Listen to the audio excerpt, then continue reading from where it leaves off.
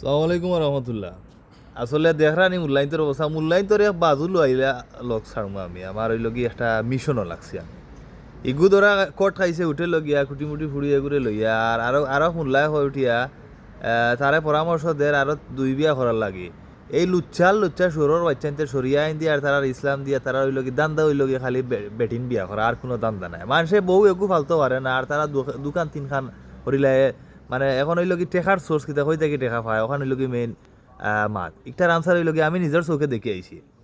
মানুষে মনে করো মানুষের বিদেশ বাড়ি আছে বা ব্যবসা বাণিজ্য আছে সবরও একটা দান্দা ইনকাম আছে তো ইতার খাম হইল কি মূল্যায়িতর খাম হইল কি কিছু পয়সা আলা মানুষের তারা গিয়া সিলেক্ট করিয়া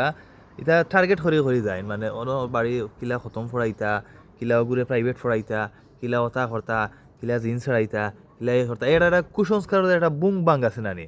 এই বুং বাং হইল কি তার মেইন রুজির উৎস যদি একটা তাবিজ থাকি হে 1,000 টাকা পায় দৈনিক 5টা দিলে